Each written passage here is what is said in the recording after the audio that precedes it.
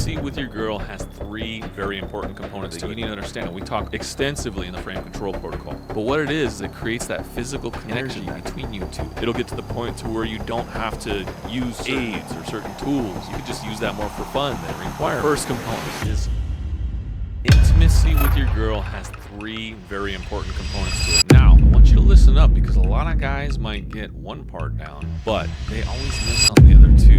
And this happens with every single person that I've worked with. There's three important parts of intimacy that you need to understand, and we talk extensively in the frame control protocol. The first component is texting. It's the asynchronous communication. How do you use texting? There's a lot of good tools that you can use to make sure that you're reaching out to her, make sure that she feels wanted, especially if her love language is words of affirmation. Text is one of the best ways to really put that into place. So text, this could be emails, like if you guys goof back and forth with emails, this could be any social media interactions, whatever your preferred format is to communicate online. And there's lots of different texts you can send, you can use emojis, you can send GIFs, there's lots of different things that will express intimacy. And I'm not even talking about sexual thing, it's just something you're communicating with her. Intimacy doesn't have to always be boom boom. It can be a lot of different things, and text can be one of them. Text, it can be simply sharing a meme. You know, it's intimacy to be able to share like a moment that you two had together and to be able to remind her of that. It's also considered intimate to text her something you're feeling or something you felt in the past. And I don't mean like laying it all out and writing paragraphs. If you had an interaction with a friend or family member and you just want to share it with her, that is intimacy as well. Asynchronous communication is the first component, and it's a vital component that a lot of people miss. When guys start working with me, we'll see their texts and it's like very business-like, very boring.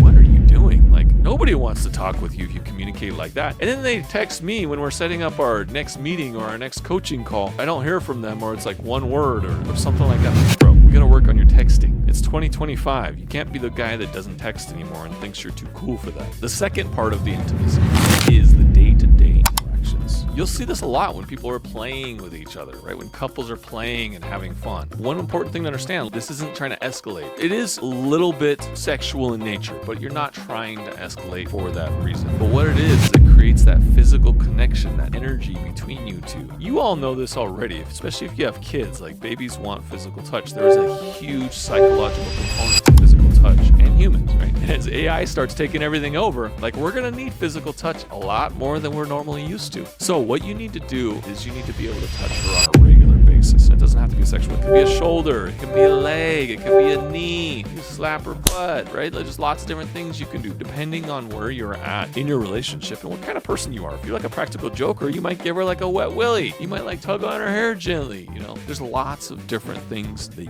you can do to be able to get that physical intimacy on a day-to-day basis. Now, when you have the text game, the asynchronous intimacy, when you have the intimacy where you guys are talking on a regular basis, the third level of intimacy is much easier and much more frequent. She's gonna want it more. You're basically gonna have her thinking about it all day. You've been touching her all day in various places. It could be like basic stuff. It could be like a foot, whatever fits within your relationship and your personality style. If you've been touching her all day and texting her all day, and, you know, I'm not talking about bombing her with all this stuff. There's obviously nuance and further explanation that I'm not gonna go into just for the sake of brevity. But if you've been touching her and you've been like dropping her like subtle emojis, you know, kind of suggestive emojis, or if you've been casually touching her all day, by the time intimacy comes, whenever that may be. Side note, I don't recommend nighttime before bed. I don't even like it, but I think it's one of the worst times. Morning. Change it to the morning and you'll be in much better shape. Change it to randomly throughout the day. Change it to the car. Change it to anywhere but right before bed. Am I saying it doesn't happen right before bed? No, but I'm saying you need to veer away from that. Make that like 10% of your portfolio.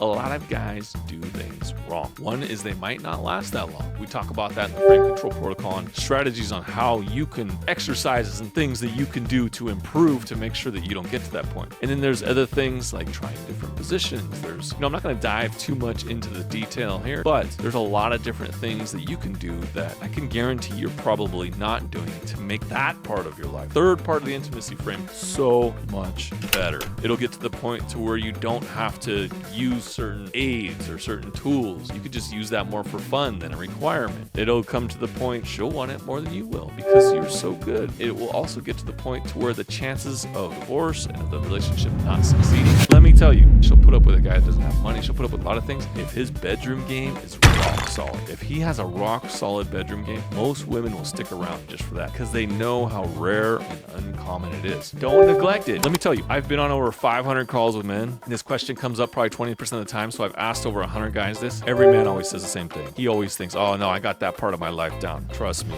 you do not. I'm not perfect at it either, right? I had a lot to learn. You're definitely not perfect at it. You got gaps. Trust me on this. I don't care how good you think you are. If you're not getting it every single day and she's not always touching you and always wanting more of you physically, then you are not laying it down as good as you should. That's just a fact. I'm just going to give it to you straight. So moving forward, when you're thinking about intimacy with your girl, I want you to think about 3 different methods. I want you to think about how you communicate with her in text, email, whatever sort of written communication. Could even be a note, right? Like maybe you leave her a note, what her love language is. I want you to think about the day-to-day touching. It shouldn't be intended to, the bedroom. It shouldn't be intended to lead to the horizontal mambo. But what it should is it should just kind of like build up tension throughout the day. And then maybe nothing happens. And then she's like, what? He's been building me up. So then morning comes and she's like, I'm ready. And then you have the third part as well. Go ahead and review that last section. You'll see some opportunities for improvement in all 3 areas of intimacy. And once you get the intimacy frame down, this is one of the biggest improvements that I see with clients when they improve on their frame control is getting the intimacy frame down solid.